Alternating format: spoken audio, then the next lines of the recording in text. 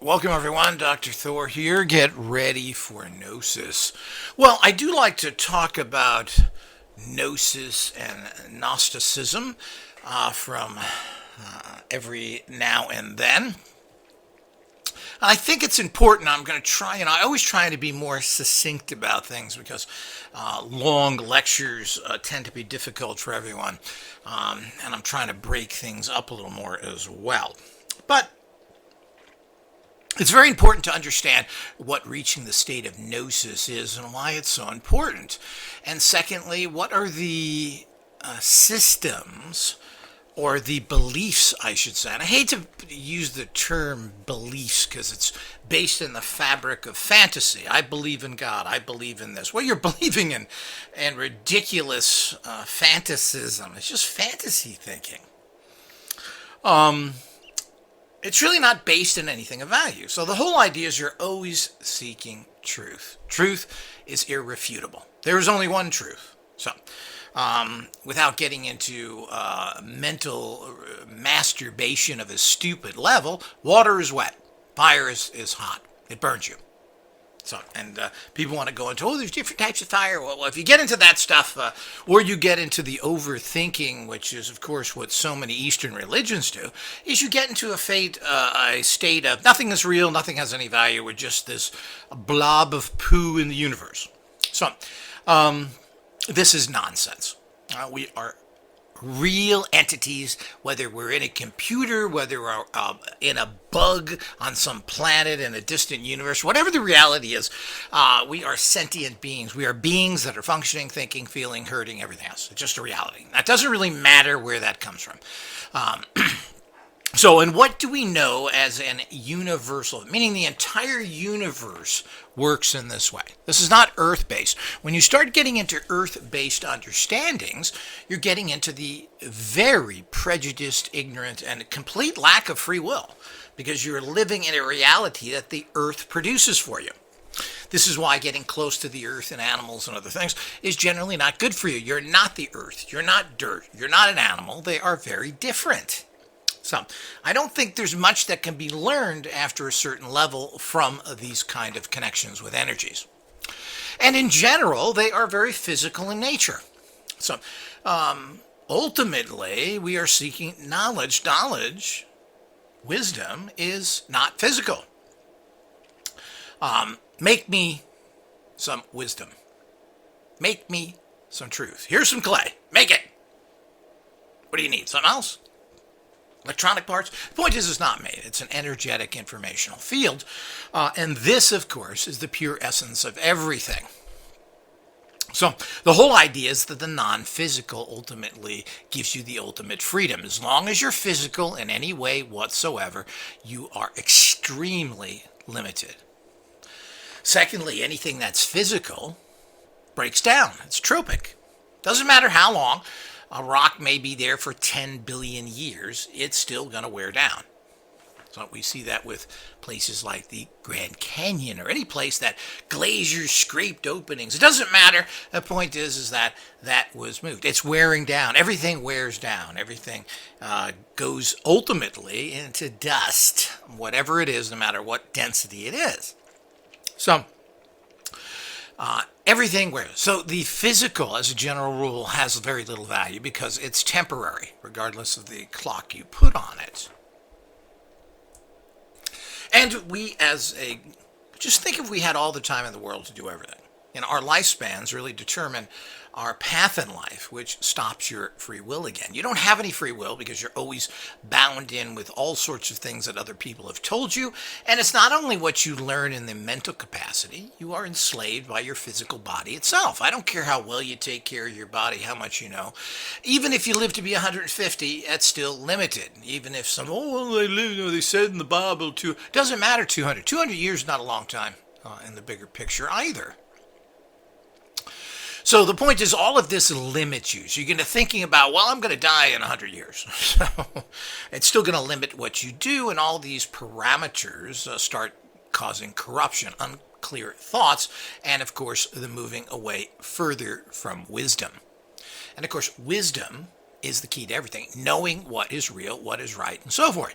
So and there's many levels of this, and it's really, I'm a pragmatist. How wisdom gives you empowerment so you know what to do to survive longer.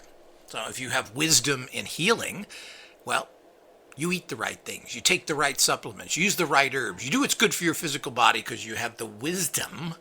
Knowledge turns into wisdom of how to do it. So it's very practical. Just think if you had the wisdom of knowing what financial things to get into. Well, this is a good stock to buy. This isn't. I'll invest in this fund. And you had the wisdom to do that right every time. So this is a very pragmatic way of doing things, and that's a state of gnosis to a degree. It's a limited state because it's ultimately being based on the fact that it is physical, but we live in a physical world and we have to deal with that. And we need money. And all of this is not the fact of, oh, well, you get money easy, you get a good job, you go to a good... How do you get a good job? How do you go to a good college? Where does that money come from? Are you able to keep up with... You may be a great person, but you can't get A grades. You can't get into the college. Well, your life has been changed again. You've been forced into a certain... So you don't have free will. The fact is I'm not sure why grade points are... You should just be... If you can get by... You should get an education. Why does the grade point matter? Do you understand what you're doing? But society tells you differently. So you don't have a choice here. And this starts to hammer away at you wherever you go. So you can't make good money. It means you have to become corrupt. You can't get into a college. Well, how do you get corrupt? So you can. You want to get good grades. Well, how do you cheat on a test? It goes on. So this is what's valued. So it causes this whole skewing, this weird way of functioning that continues to cause corruption after corruption. So if you had the path of knowledge and wisdom, you then could pick things properly. So the whole idea is not to believe in anything. Now, when you look at the Gnostic systems and so forth, it makes a lot of sense that we're kind of in a prison. We're in this jail, and we need to escape it. Well, it makes a lot of sense. There's absolutely nothing in this life that I can see that is positive. Very few people have very good lives, don't experience some major trauma. But let's say you still have the pleasure of seeing, it doesn't matter whether it's 50, 100 years, the pleasure of seeing pretty much everything you love die. All your pets, even a nice tree or plant, they're going to die. And of course, the greatest joy of all is seeing your parents dying. So all of this, all these things you hold dear in your heart are inevitable, and there's no way to avert them. There's just how soon or later will it happen. So who creates a system like this? So you could be the greatest man in the world, and quite frankly, a lot of the really smart people have died very young. So just imagine, or even if they've lived a common lifespan of 70, 80, well, what if they lived to be 120? Couldn't they have 50 more years of being productive? People like Tesla, even Einstein, Albert Abrams, the inventor of radion. Well, what could they bring us in our life if they were around? But it's not that simple. Everything that these people did was they were attacked for. Why? Because they were frauds? No, they were trying to do something different than the, quote, system, the power structure. So here we go again. And you say, what was that doing? No. The point is the system is set up by an evil entity who creates all of it. We can't in any way think that we're not in an evil, horrible prison run by the most scummiest god forms in the world who are controlling people. What other conclusion can we have? What is there anything positive about this existence that you can think of? I mean, the sheer state of poverty, misery, death, sickness is pandemic. I mean, everybody is touched by this. I mean, I don't even know anybody who isn't sick in some way or another, who hasn't had multiple marriages. And it goes on and on and on. People don't get along. You're traumatized by your environment is full of toxic stuff. Right in your house, all the toxic things. But, it doesn't start there. How many people get along in relationships? Well, from what I understand, it's about an 85% rate of divorce. Well, that's pretty shocking, isn't it? So we can go about all this other stuff. Oh, society sucks and all these things are terrible. Well, nobody gets along even within their family unit. How many people get along with their siblings? So where does this come from? Now you can say, well, these are all problems that the individual has. Well, is it when it's at such a level? It's built into everybody. People don't get it. A matter of fact, there seems to be, and I used to call it an extraterrestrial virus, where all people do is fight with each other on all sorts of levels. And the bottom line is that's how this society is set up. It's set up by the fact that it is fighting and destruction that in the end decides a society structure. It is certainly nothing to do. There's been many great societies set up, and every one of them, and the Roman Empire, of course, you could say they were brutal or not, but they were conquered by the lowest form of people there were. Attila the Hun, other ones that destroyed the Roman Empire, who built great roads and set up everything that we know of today, legal systems, etc. And of course there's bad. And again, why is there such bad realities within structures that seem to do so well? So, I mean, we can equate just about everything we have in modern life now. We can pretty much equate or comes from the Russians. I'm not the Russians. The Romans. So, the Romans did everything, right down to Roman script we use today. Roman numerals. Everything that we have really comes from the Romans, who got it from the Greeks and so forth and so on. But the point is that's where everything comes from. And they had, for 600 years, they had the greatest empire. And certainly made their impact around the world. But ultimately, that was a long time ago, and it really didn't affect the societies that they touched very much. Again, why? Why didn't people see a greater society and jump onto it and keep it going instead of destroying it? Because all they really wanted to do was spend their time praying to the horse god and then learning how to use a bow and a sword to kill everybody else and take what they have. And of course, that's the story of the Mongols, Attila the Hun, etc. All these people were nothing but warriors who went and stole things from other people because they didn't want to work to make it. So what do? You're brutal and you go and take things. And of course, that is continuing up till today. So the whole idea is, how can we look at the society in any way and say it's good? This peace and love attitude, which is really not initial Christianity either. Christianity originally, and I say Christianity, not Jesus jerk belief systems, because there's a big difference. Now, ancient Christianity, or Christ consciousness, which is closer related to Gnosis, was to learn wisdom and knowledge. Now, few people understand. I'm going to bring up something that probably will shock people, but when we talk about the story of the serpent and everything coming to Adam and Eve, this has been, and this is where things get kind of gray and so forth, because of the evil people who want to justify that the bad guys are really the good guys. But there was the power structure of the based in the Old Testament, the Garden of Eden, and basically it kept man kind of dumb and stupid to a degree. I'm not sure we can believe it, but if we want to go into all those stories and take it at its face value instead of making up new ones like all these, the good guy was Satan attitude, is that actually the serpent who told Adam and Eve not to follow the path of the enslaver, which was God. So the Christ consciousness, the Jesus figure, was someone who came out and told you to do things differently. Now, and of course, that's what it's all about. Reaching Gnosis is not about following the system. It's about questioning everything and seeking the higher truth, which is not apparent in the system. You have to seek it, but it is there to learn. And once you learn it, then you learn. But it is not and I keep telling people, once you reach the state of Gnosis, it's not an empowerment state, it's a wisdom state. But this gives you power. What is really happening in the world is critical. And that's why I talk about the world. If people don't know what's happening in the world and the high level, and you have no idea the high level of problems or corruption there is in the society, you think so, and everybody gives it mouth service. But they absolutely have no idea to what level it is and how the game is so rigged. But you need to know this if you're going to empower yourself in society and know what to do.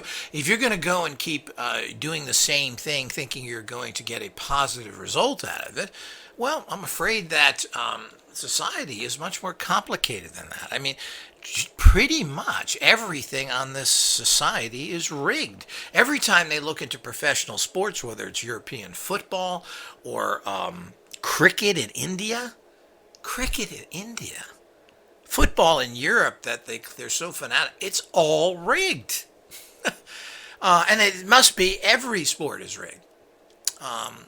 We found this with MMA. People have mentioned how it's rigged as well. Well, of course it is. It's almost like professional wrestling where they have to have the stars and people that spend the money. Well, you want to go see that guy, so he's going to win. And then there's the bad guy, and he's going to win occasionally. These are all the things that actually happen to stage things. And the problem is that, and these are well rehearsed. I've seen this in basketball games and everything else. It's amazing how well they do it. So everything is rigged. These are the things that you have to. So what does that mean? Well, that is Gnosis. You need to understand that that's how these things work. You have no idea because the average populace isn't informed about these deep core problems out there that are part of the society. But why did that even happen? We have laws against everything. Why are they not enforced? Why is everybody corrupt? Why have we had, technically, in terms of modern religions, Judaism goes back and Buddhism about 3,000 to 4,000 years. Christianity is 2,000 years old. Islam is 1,500 years old. Well, isn't that enough period of time to kind of get it right? Shouldn't by this time in modern history, all these religions, which have hundreds of break-offs from it, I mean, people who are Christians can't even agree on what Christianity is or what the Bible says. And it's the same thing with Jews and Muslims and Buddhists. They all have, Tibetan Buddhism. The whole idea is while there are some similarities, there's also some great differences. So they can't even agree on that. And here's people going from the same book coming with different conclusions. Well, you can say, well, this is free will. Well, what's wrong with this? That means we're in a whole societal structure that is horribly screwed up. Well, who made this? Why do people think like this? And it all goes back to parents and religions and society structure. Well, who created all that? So the whole idea is we have to be very careful when we start giving credit to deities that do absolutely nothing. 4,000 years of Judaism, 4,000 years of Buddhism.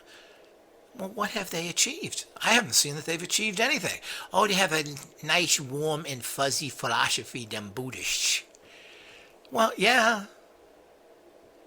Doesn't matter if you speak wisdom all day and nobody follows it. Certainly Buddhism hasn't figured the world, hasn't transformed the world. The Buddhists had to rise up and kill many people who were trying to kill them, particularly the Muslims. Use battles from the Buddhists and in India in particular. And they've always had a fight. And it's part of the Buddhist doctrine, right, from the Dalai Lama, that if someone's shooting at you, it makes kind of sense that you should shoot back.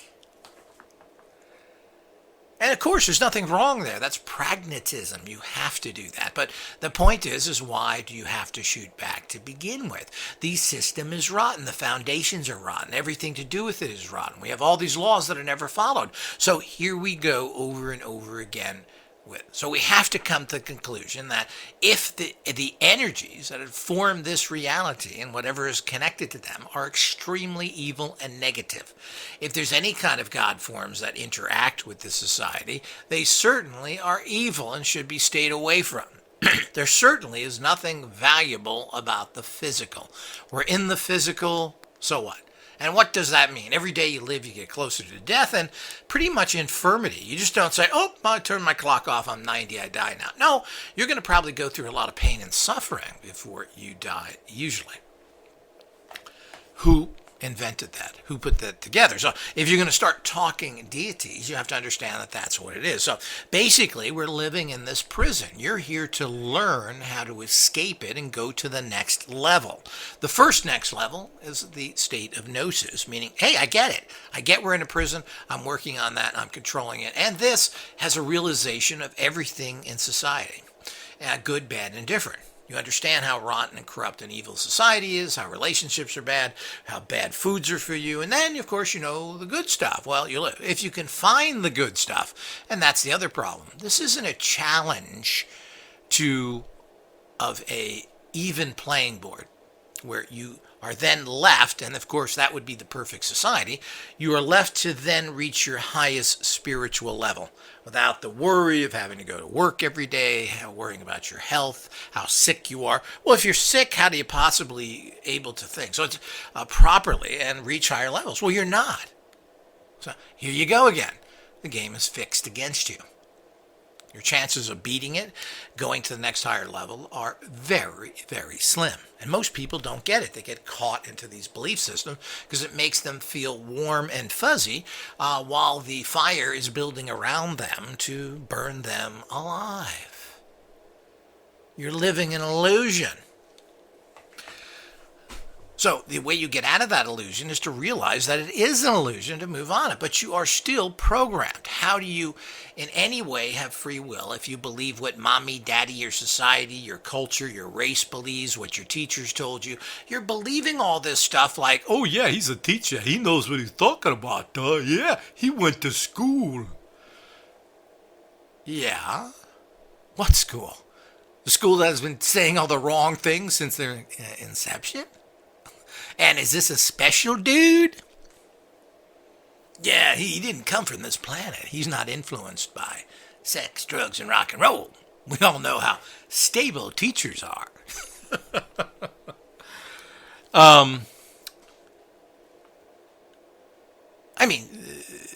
So the whole idea is you believe what is told to you by an authority figure who is no authority whatsoever. He's a programmed, munchkin, slave-headed fool. But you, as a student, believe the teacher. When you have to understand, a Gnostic doesn't believe the teacher. You go to school and say, what do I need to do as a Gnostic would be to pass the test from this idiot. What does he want to hear from me? That's the real game. Do you believe it? No. Not any one iota. And people say we live in this paradise and everything else. Well, I don't know if we live in a paradise. I've been through 8.2 earthquakes, floods, fires. It's not like all these, and these are not man-created. People who got hit by the tidal wave 10 or 15 years ago down in Asia. So you're sitting on the beach chomping on a little coconut, and a 150-foot wave comes there and crunches you. Well, we live in a paradise. Well, that you do and you don't. But it's not like you can just sit anywhere and things will be fine. I'm sure there are some spots that are better than others, but you still have to work and you have to gather, gatherers, whatever it is, to do it. So you're spending your time surviving again, not trying to grow as a human being, because there's too many other pressures. So you got, how do I make money so I can pay my bills, to at least have a house and clothes on myself and maybe a little family, maybe a pet rat? How do you do that? Well, it ain't easy. No matter where you are, so your life is totally controlled by that.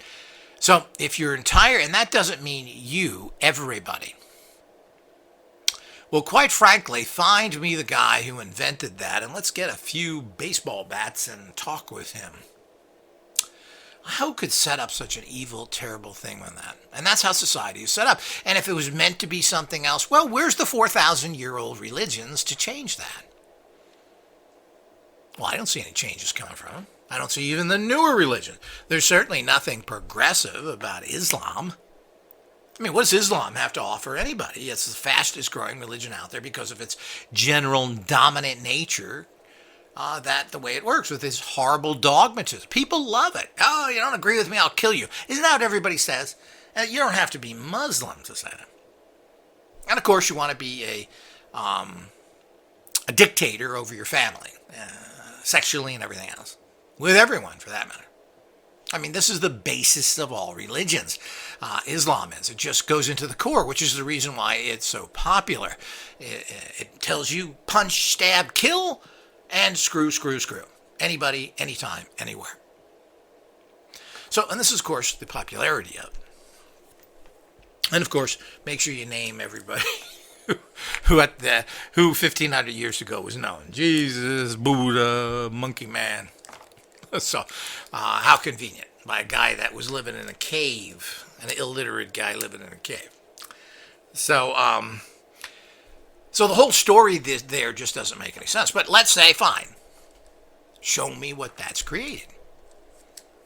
No, it hasn't created. And Islam has grown not on the back of love me, but Islam has grown on the back of I'll kill you.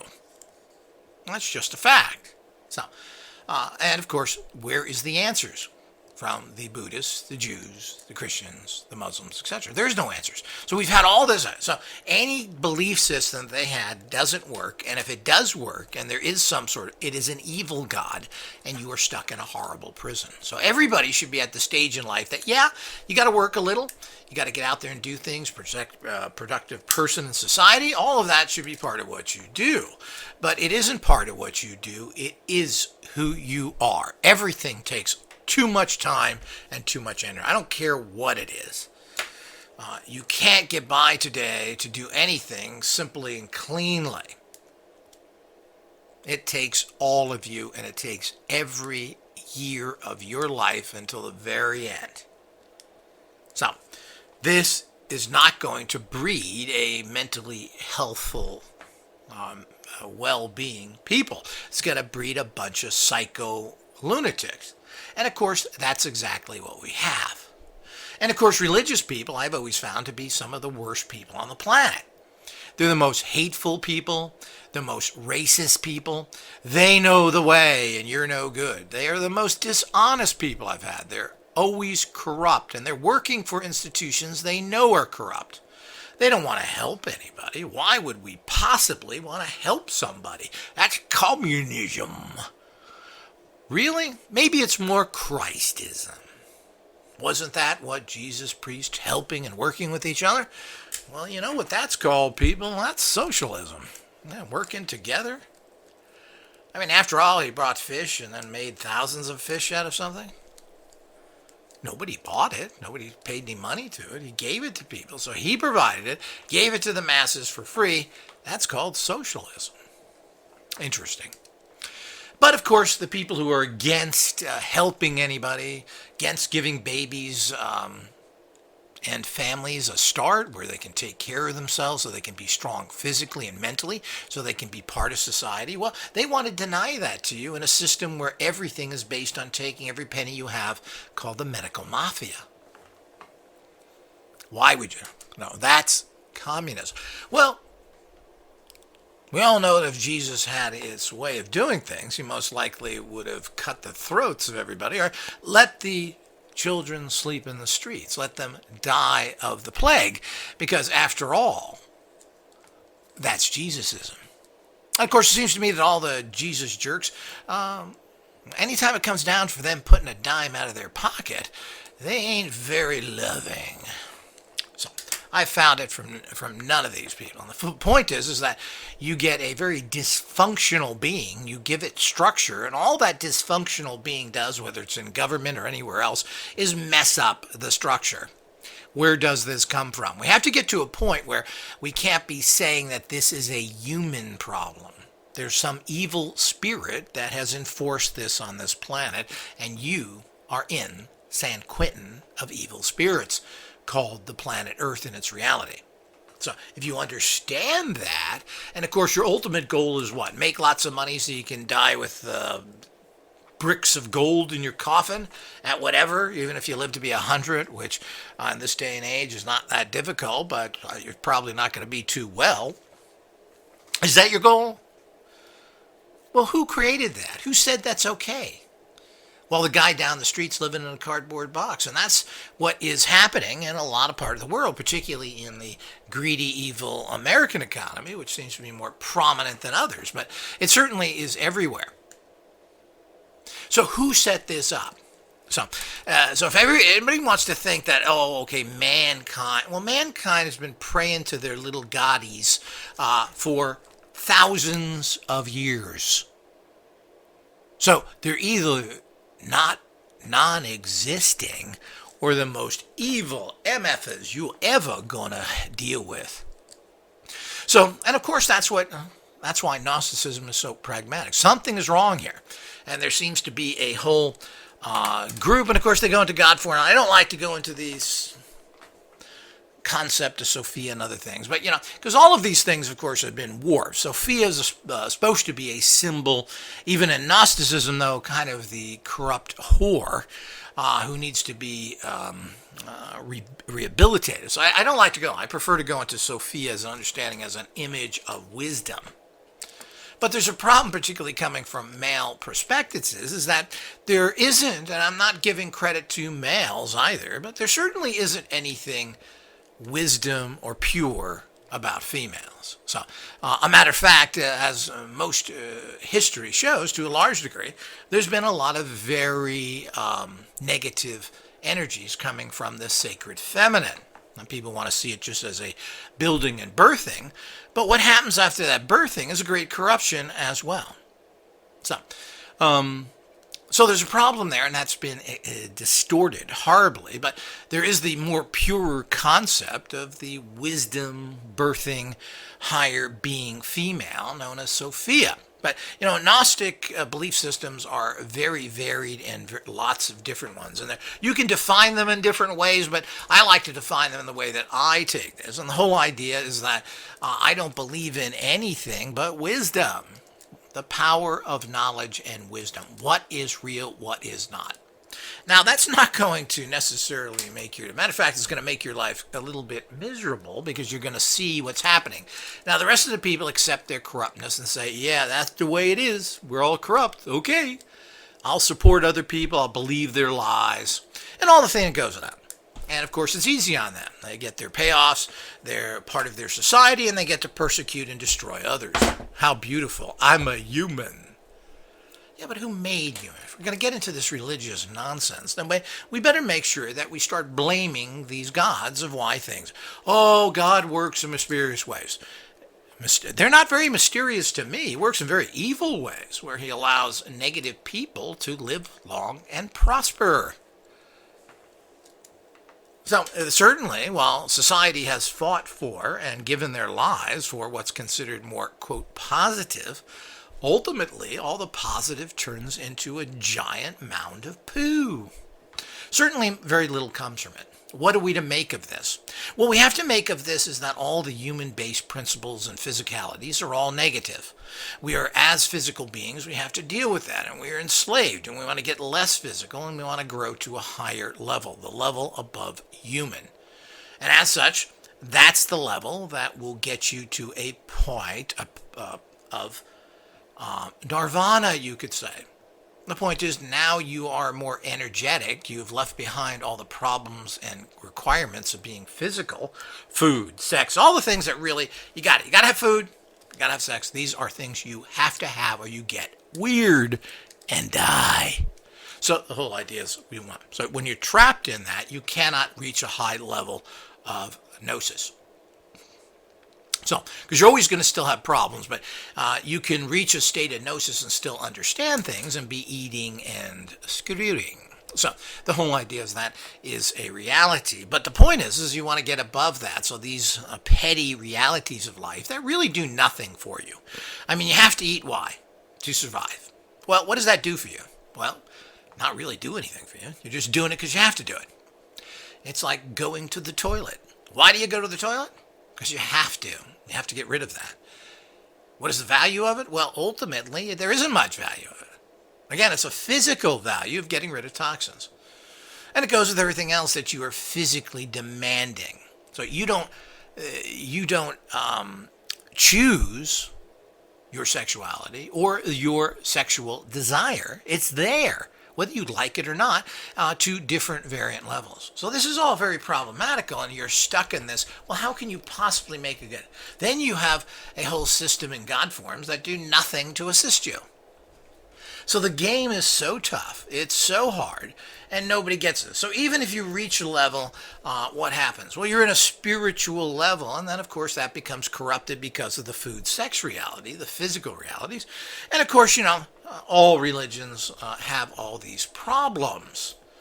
It doesn't matter whom they are. I mean, the Tibetan systems put all their teenagers and children together to learn. This is like the British private school systems, or what do they call it? Public school systems, whatever it is. But this is where they put all the boys together of multi-ages. Well, you're putting all the horny teenagers together with the 9-year-olds. So what do you think they're going to do? Play checkers?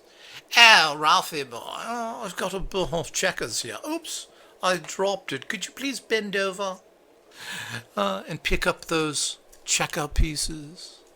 So the whole idea is that this is the type of situation. So if you think none of that, you just don't hear it coming from it. There was a Tibetan temple who had horrible health problems. Every day they prayed to the medicine Buddha. But they didn't wash their hands. They didn't take care of themselves very well. And of course, the medicine Buddha rewarded them. They all were sick. So what happened was, in this particular special, is that... I'm not saying it's made up. This is what it was filmed, a documentary. A group of Australians came in with antibiotics and told them, hey, wash your hands, clean stuff, and take these pills. They all got well. Medicine Buddha? Score. Western medicine or Eastern Buddha? 0 for the Buddha, 10 for Western. So here we go again. So we have to have a problem here of what's this, but what do they believe again? If this is a real God form, is it good at all? Well, it didn't do its job. Does anybody keep paying somebody that doesn't do their job? And what does that rank to be? That means it's bad. So these are all the things to keep in mind as for basic, and I'll get into other areas as well, but this is the understanding which you have to look at to have any kind of belief system. So you believe in nothing, you trust no one, question all authority, and you seek a higher cosmic knowledge of Gnosis path. What is the truth? And you're not going to get that from the dummy Lama or any other religious figure. Nobody's going to give you Gnosis. You have to seek it, find it, grab it, and make it part of you. Until next time.